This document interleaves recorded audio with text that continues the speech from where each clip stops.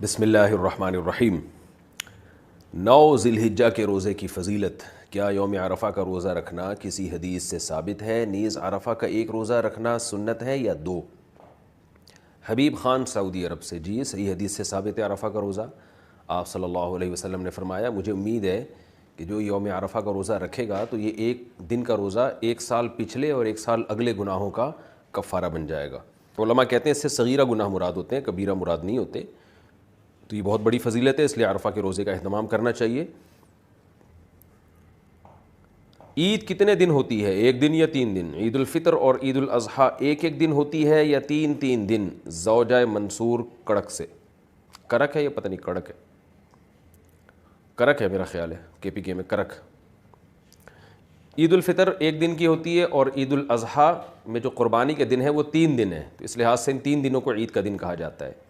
تو ویسے تو اسپیسیفک 10 ذی الحجہ ہی عید کا دن ہے، لیکن قربانی کے دنوں کو ملا کے 3 دن عید کے کہے جاتے ہیں، کیونکہ 10، 11، 12 ان تینوں دن قربانی ہوتی ہے اور عید الفطر 1 دن کی ہوتی ہے۔ چوتھے دن قربانی کرنے کا حکم۔ کیا چوتھے دن قربانی کرنا صحیح ہے؟ کیا نبی کریم صلی اللہ علیہ وسلم نے چوتھے دن قربانی کی ہے؟ بنت عزیز احمد انڈیا سے۔ کسی صحیح حدیث سے ثابت نہیں ہے کہ آپ صلی اللہ علیہ وسلم نے چوتھے دن قربانی کی ہے یا چوتھے دن قربانی کا حکم دیا، کوئی صحیح حدیث اس بارے میں موجود نہیں ہے، اور اس کے برخلاف صحابہ کرام کے کثیر تعداد میں صحیح سند سے فتاویٰ موجود ہیں جن میں ہے کہ قربانی کے دن صرف 3 ہیں، 10، 11، 12۔ تو تواتر سے صحابہ کرام سے یہ بات ثابت ہے، اس لیے چوتھے دن اگر کوئی قربانی کرے گا تو اس کی قربانی نہیں ہوگی۔ عید والے دن قربانی تک روزہ رکھنا کیسا ہے؟ کیا عید والے دن قربانی تک روزہ رکھنا سنت عمل ہے؟ اگر ہاں تو کیا برش وغیرہ کر سکتے ہیں یا پانی پی سکتے ہیں؟ بنت عزیز احمد انڈیا سے۔ عید کے دن تو روزہ رکھنا حرام ہے۔ ہاں یہ ضرور ہے کہ رسول اللہ صلی اللہ علیہ وسلم عید الفطر میں نماز سے پہلے کچھ کھایا کرتے تھے، کھجور وغیرہ تناول فرمایا کرتے تھے، اور عید الاضحیٰ میں آپ صلی اللہ علیہ وسلم بقرعید کا جو جانور کا جو گوشت ہے، قربانی کا گوشت، اس سے آپ کھانے کی ابتدا کرتے تھے۔ تو بہتر یہ ہے کہ بقرعید والے دن آپ کچھ نہ کھائیں اور پہلا لقمہ جو آپ کے پیٹ میں اترے وہ قربانی کے جانور کا گوشت ہونا چاہیے، یہ افضل عمل ہے، لیکن کوئی لازمی نہیں ہے۔ اور خاص طور پر آج کل لوگ خود تو قربانی کرتے نہیں ہیں، قصائیوں کو بلاتے ہیں، اس میں کئی گھنٹے گزرے جاتے ہیں، صبح سے لے کے وہ دوپہر تک بھوکے رہنا مشکل ہوتا ہے، تو کوئی کھا بھی لے پہلے تو کوئی حرج نہیں ہے۔ البتہ افضل یہی ہے کہ پہلا نوالا قربانی کے گوشت کا اترنا چاہیے، بہتر ہے۔ تیسرے دن قربانی ہو تو بال اور ناخن کب کاٹیں گے؟ اگر مجھے تینوں دن قربانی کرنی ہو تو میں اپنے بال اور ناخن پہلے دن قربانی کے بعد کاٹ سکتا ہوں یا پھر ساری قربانی کرنے کے بعد تیسرے دن کاٹنا بہتر ہے؟ فقیہ الزماں دہلی سے، نام تو بڑا خاندانی رکھا ہوا ہے، فقیہ الزماں۔ جناب فقیہ الزماں صاحب، اگر آپ نے تینوں دن دیکھیں، نبی صلی اللہ علیہ وسلم نے فرمایا جس نے قربانی کرنی ہو تو ذی الحجہ کا چاند نظر آنے کے بعد اسے چاہیے کہ وہ اپنے بال اور ناخن نہ کاٹے۔ یہ بہتر عمل ہے، سنت عمل ہے، لازم نہیں ہے، پہلی بات تو یہ، اور سنت بھی اس کے لیے جس کے بال اور ناخن بہت زیادہ بڑھ نہ چکے ہوں، اس کے لیے بہت زیادہ ناخن اور بال بڑھ چکے ہیں پھر تو کاٹنا واجب ہے۔ تو اگر آپ نے چاند رات سے پہلے بال ناخن کاٹ لیے، بہت زیادہ نہیں بڑھے ہوئے، تو افضل یہی ہے کہ قربانی کر کے کاٹیں۔ تو جب آپ پہلی قربانی کر لیں گے تو اس کے بعد، کیونکہ حدیث کے جو الفاظ ہیں وہ یہی ہے کہ جو قربانی کرے تو پھر اس کے بعد، تو جب آپ پہلی قربانی کر لیں گے تو پھر یہ سنت پوری ہو جائے گی، تیسرے دن تک انتظار ضروری نہیں ہے اس کے لیے۔ نماز عید سے پہلے قربانی کا حکم۔ کیا عید کی نماز سے پہلے قربانی جائز ہے؟ اگر کسی کو علم نہ ہو اور اس نے قربانی کر دی تو اس کے بارے میں کیا حکم ہے؟ ہدایت اللہ کشمیر سے۔ نبی صلی اللہ علیہ وسلم کے دور میں صحابی رسول نے عید کی نماز سے پہلے قربانی کر دی تھی، تو آپ نے فرمایا کہ صرف تمہارے لیے یہ کافی ہے، آئندہ کوئی بھی عید کی نماز سے پہلے اگر قربانی کرے گا تو اس کی قربانی ادا نہیں ہوگی۔ تو ان صحابی کی یہ خصوصیت تھی، تو نماز سے پہلے اگر کسی نے قربانی کر دی ہے تو قربانی ادا نہیں ہوتی۔ یہ حکم شہر کا ہے، گاؤں دیہات جہاں عید کی نمازیں ہوتی نہیں ہیں وہاں صبح صادق کے بعد بھی قربانی کی جا سکتی ہے۔ البتہ شہر میں کسی بھی جگہ عید کی نماز ہو گئی ہو اور آپ نے قربانی کر دی تو قربانی ہو جائے گی، یعنی آپ کے محلے میں عید کی نماز دیر سے ہو رہی ہے تو آپ نے قربانی پہلے کر دی، لیکن کسی اور محلے میں پہلے نماز ہو چکی ہے تو بھی قربانی ادا ہو جائے گی۔ تو اس لیے عید کی نماز تو شہروں میں بعض جگہوں پہ بہت جلدی ہو جاتی ہے، تو آپ تحقیق کر لیں، اگر کسی نے عید کی نماز یعنی پورے شہر میں کہیں نماز ہو چکی تھی اس کے بعد قربانی کی ہے تو بھی قربانی ادا ہو گئی ہے اس کی. اچھا اس میں علم ہو یا نہ ہو اس سے کوئی فرق نہیں پڑتا, جہالت کوئی شرعی عذر نہیں ہے. اگر کسی کو مسئلے کا علم نہیں تھا اور اس نے نماز سے پہلے قربانی کر دی تو بھی قربانی نہیں ہوگی. دوسری جگہ جلدی نماز پڑھ کر نماز سے پہلے قربانی کرنا. ہمارے گاؤں میں عید کی نماز 9 بجے کے بعد ہوتی ہے اور قریب شہر میں 7 بجے ہو جاتی ہے. ہماری فیملی کی مشترکہ قربانی ہے بڑے جانور میں. کیا میں شہر میں عید کی نماز ادا کر کے باقی حصے داروں سے اجازت لے کر گاؤں کی عید کی نماز ادا ہونے سے پہلے آ کر قربانی کر سکتا ہوں؟ سعید احمد چیچا وطنی سے. نہیں کر سکتے. پہلی بات تو یہ کہ گاؤں میں عید کی نماز ہوتی نہیں ہے شرعن. جو چھوٹے چھوٹے گاؤں ہوتے ہیں نا, کیونکہ نبی صلی اللہ علیہ وسلم کے دور میں جمعہ اور عید کی نماز شہر میں ہوا کرتی تھی. کوئی ہمیں صحیح حدیث ایسی نہیں ملتی کہ کسی دیہات میں نبی کے دور میں عید کی نماز ادا ہوئی ہو, بلکہ یہ ہمیں ملتا ہے کہ جمعے کی نماز اور عید وغیرہ پڑھنے کے لیے گاؤں میں لوگ شہر میں آیا کرتے تھے. مدینہ منورہ میں آپ صلی اللہ علیہ وسلم کی اقتدا میں نماز پڑھا کرتے تھے اور باریاں لگتی تھی کہ عوالی مدینہ سے, جو مدینہ کے اطراف سے لوگ آیا کرتے تھے. لیکن اگر یہ بڑا گاؤں ہے, بہت بڑا قصبہ ہے جہاں نماز جائز ہے, عید کی نماز ہوتی ہو وہاں پہ, بڑے قصبے میں کا حکم بھی شہری کا ہوتا ہے, تو پھر اگر شہر میں عید کی نماز ہو گئی ہے اور اس بڑے قصبے والے گاؤں میں عید کی نماز نہیں ہوئی ہے تو یہاں قربانی جائز نہیں ہوگی, بلکہ اس گاؤں میں کہیں نہ کہیں عید کی نماز پہلے ہو گئی ہو, اس کے بعد قربانی ادا ہوگی. تو اس لیے آپ شہر میں نماز جلدی ہو گئی اور آپ جلدی جلدی نماز پڑھ کے گاؤں میں آ کے یہاں ہونے سے, عید کی نماز ہونے سے پہلے ہی اگر آپ قربانی کر دیں گے تو قربانی آپ کی یہ جو آپ کے حصے دار ہیں ان کی قربانی نہیں ہوگی. اور ظاہر ہے ایک گائے میں ایک آدمی کی بھی قربانی نہ ہو تو پھر کسی کی بھی قربانی نہیں ہوتی. لیکن میں نے پہلے بتا دیا کہ یہ وہ گاؤں ہو جو بڑا قصبہ ہو جس میں جمعے کی نماز اور عید کی نماز جائز ہو.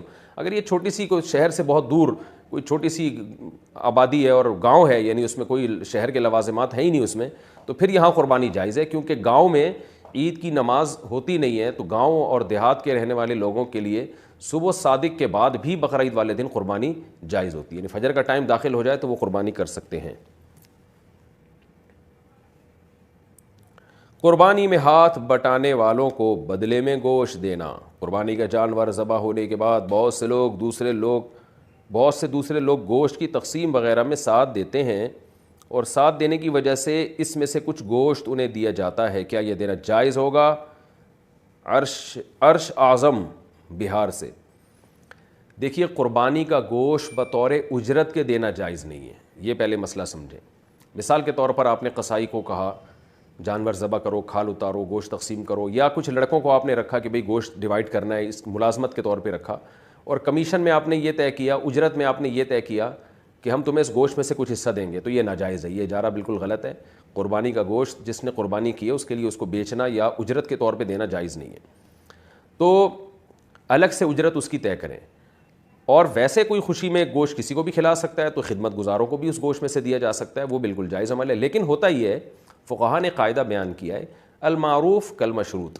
جس چیز کا عرف ہو جائے نا تو وہ ایسے ہی ہے جیسے گویا پہلے سے شرط لگی ہوئی ہے. مثال کے طور پر ہمارے ہاں کراچی میں تو دیکھا ہے قصائی لوگ گوشت کا کچھ حصہ لازمی لے کے جاتے ہیں, یہ ایک عرف بن چکا ہے. تو جو چیز لازم ہو جائے نا وہ اجرت ہی کہلاتی ہے پھر وہ, کہ بھئی یہ تو اجرت کا گویا حصہ ہے. اس لیے ہم یہاں پر لوگوں کو یہ مسئلہ بتاتے ہیں کہ قصائی کو اس گوشت میں سے نہ دیں, کیونکہ اب یہ لازمی جز بن چکا ہے, یعنی گویا قصائی نے تو لازمی کچھ گوشت نکالنا ہے.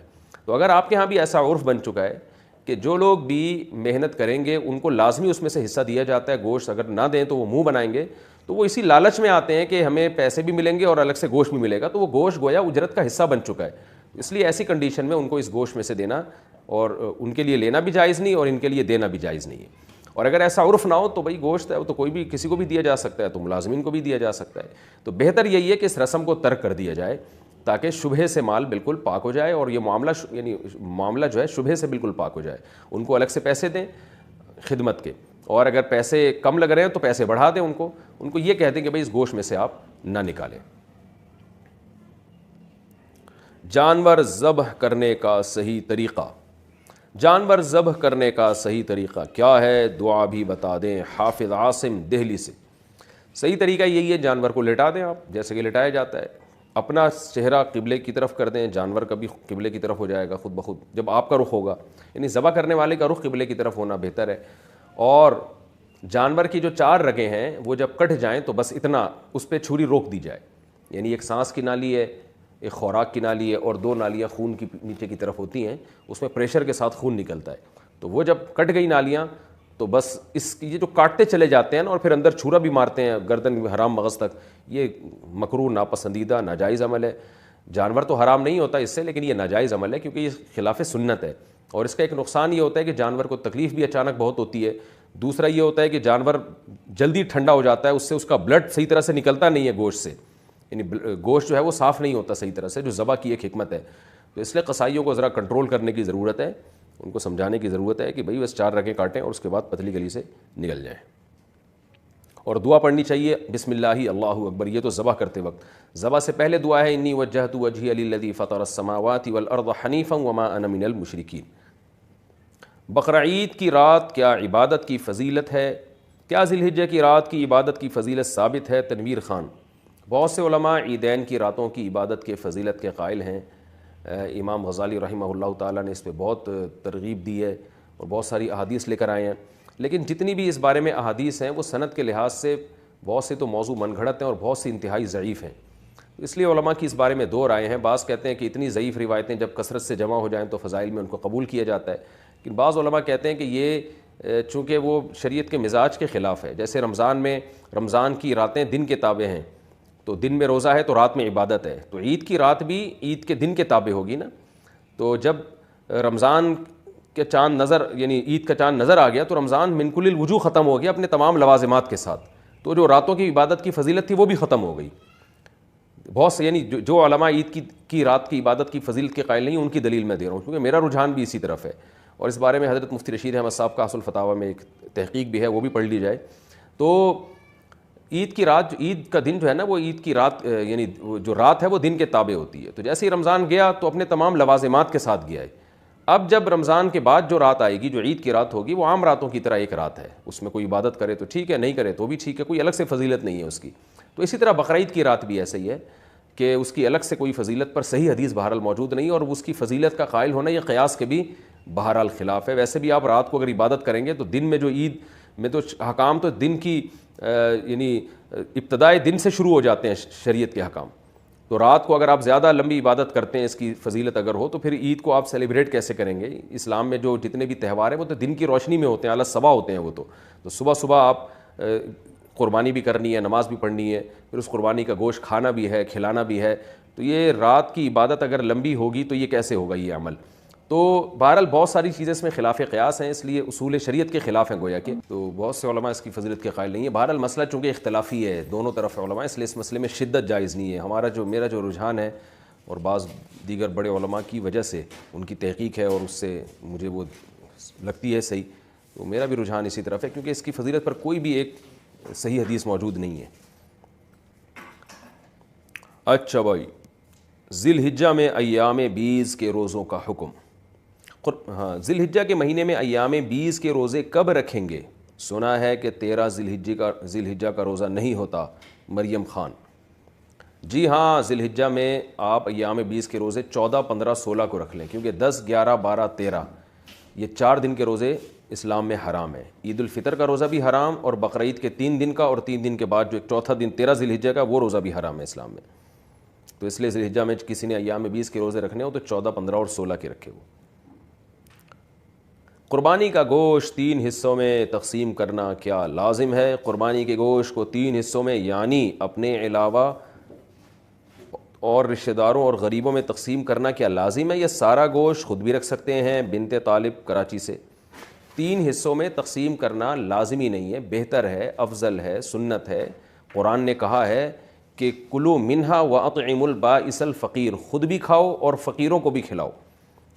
تو اس لیے قرآن کا حکم ہے بہرحال، تو ایک بہت تاکیدی چیز ہے کہ قربانی کا گوشت خود بھی کھانا چاہیے اور کھلانا بھی چاہیے. تو البتہ یہ ضرور ہے، یہ جو فقہا بیان کرتے ہیں 3 حصے، تو یہ 3 حصے ان کے لیے بیان کرتے ہیں کہ ایک حصہ غریبوں کو، ایک حصہ رشتہ داروں کو. تو رشتہ داروں سے مراد جو غریب رشتہ دار ہیں ان کے لیے. تو اگر آپ کے سارے رشتہ دار مالدار ہیں، یہ سب قربانی کر رہے ہیں، تو پھر ضرورت نہیں ہے ان کے لیے، بلکہ ایک حصہ 1/3 حصہ آپ صدقہ کر دیں. اور اگر آپ خود غریب ہیں تو پھر فقہا نے بیان کیا ہے پھر سارا خود رکھ لینا ہی افضل ہے، کیونکہ اپنے بچوں کا حق دوسروں سے بہرحال زیادہ ہے.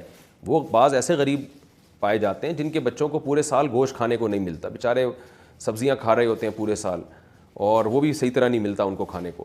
تو اگر کوئی ایسا غریب آدمی جس کے بچوں کو پورے سال گوشت کھانے کو نہ ملے, بیوی بچوں کو, اس کے اقربا کو, تو وہ قربانی کا گوشت اگر سارا کا سارا خود رکھ لیتا ہے تاکہ کچھ دن تک ہم گوشت سے لطف اندوز ہو سکیں, گوشت کھا سکیں, تو یہ بھی ٹھیک ہے غریب آدمی کے لیے, بلکہ یہ زیادہ بہتر ہے.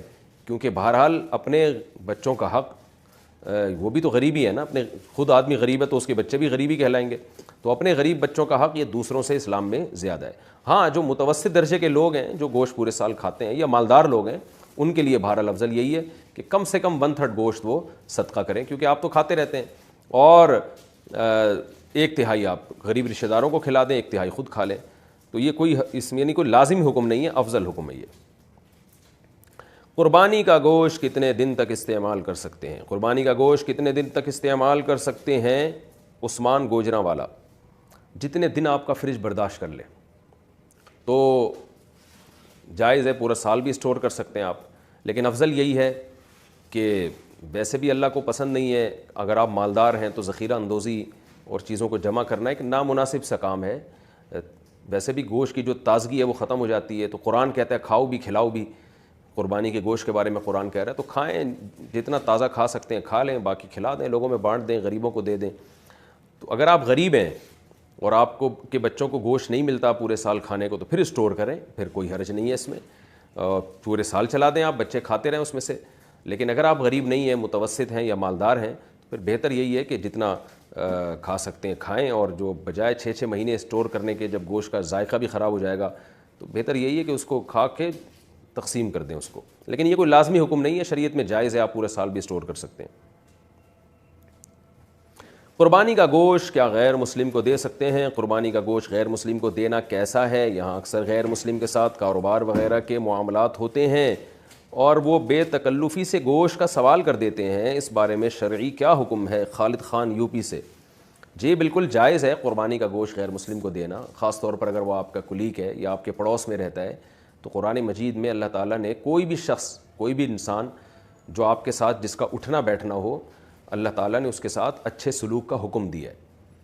تو 5ویں پارے کی ابتدائی آیات ہیں جس میں اللہ تعالیٰ نے حکم دیا ہے وَاعْبُدُوا اللَّهَ 5ویں پارے کی ابتدائی آیات نہیں ہے, آیت کا ریفرنس مجھے یاد نہیں ہے, آیت یاد ہے وَاعْبُدُوا اللَّهَ وَلَا تُشْرِكُوا بِهِ شَيْئًا وَبِالْوَالِدَيْنِ إِحْسَانًا وَبِذِي الْقُرْبَى وَالْيَتَامَى وَالْمَسَاكِينِ وَالْجَارِ ذِي الْقُرْبَى وَالْجَارِ الْجُنُوبِ وَالصَّاحِبِ بِالْجَنبِ وَابْنِ السَّبِيلِ.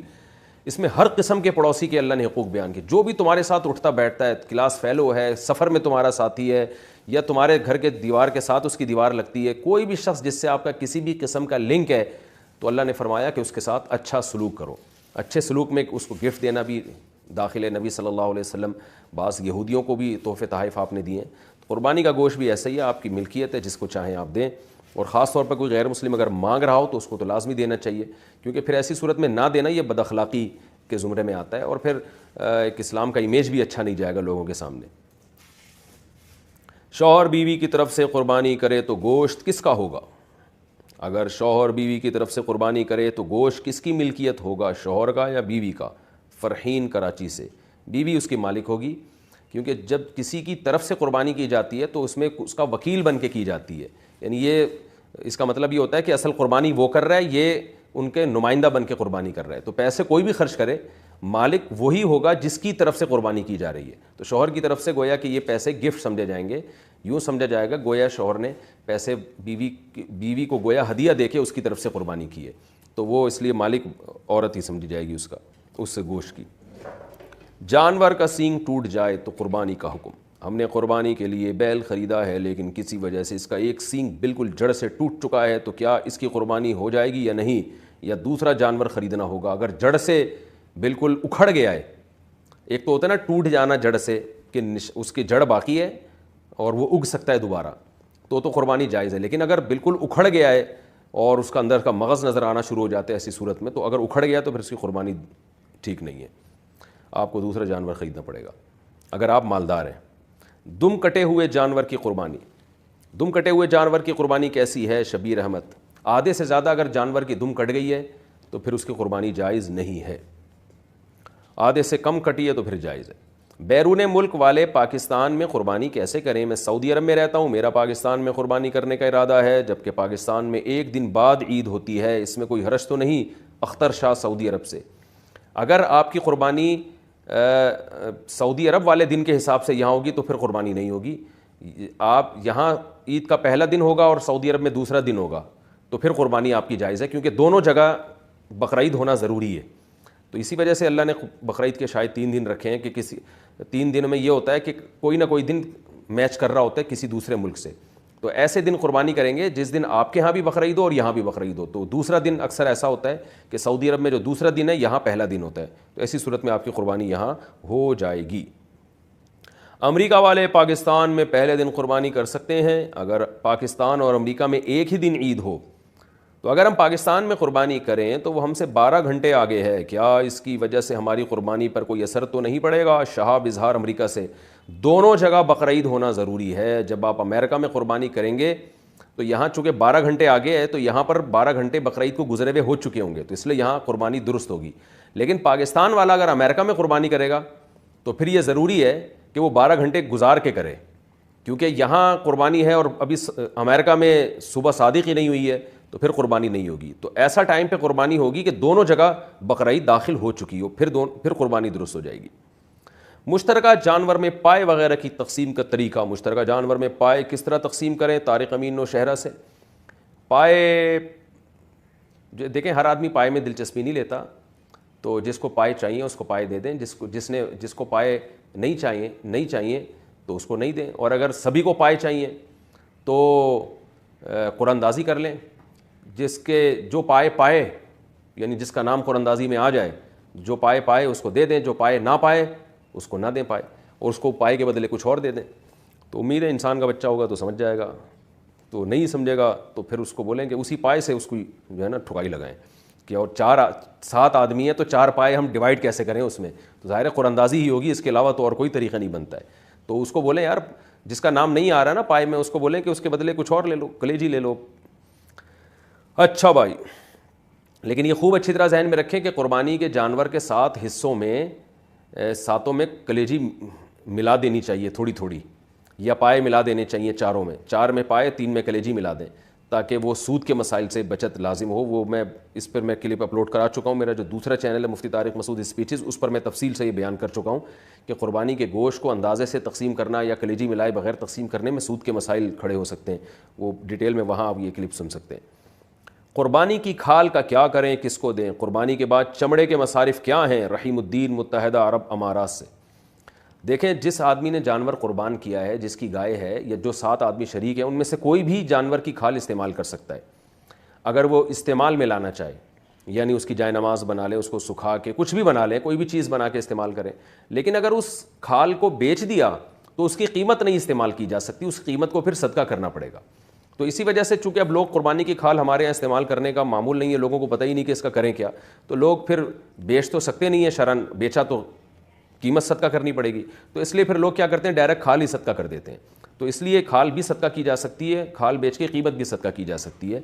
تو اور صدقہ اسی کو دیا جائے گا جو زکوٰۃ کا مستحق ہے. تو کھال کے مستحقین وہی ہوتے ہیں جو زکوٰۃ کے مستحقین ہیں. پھر وہ جس غریب کو آپ دیں وہ جو چاہے کرے اس کھال کے ساتھ, وہ بیچ کے پیسے کھا لے یا اس کھال کو استعمال کر لے, تو وہ اس کی مرضی ہے.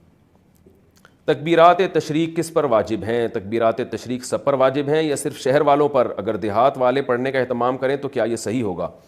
امام ابو حنیفہ کے نزدیک تو صرف شہر والوں پر تکبیرات تشریق واجب ہیں, اور بھی مزید شرائط ہیں ان کے ہیں. لیکن صاحبین کے نزدیک مرد پر عورت پر جماعت سے نماز پڑھیں یا انفرادی نماز پڑھیں, شہر میں رہتے ہوں یا گاؤں میں رہتے ہوں, سب پر واجب ہے. اور فتویٰ اس میں صاحبین کے قول پر ہے.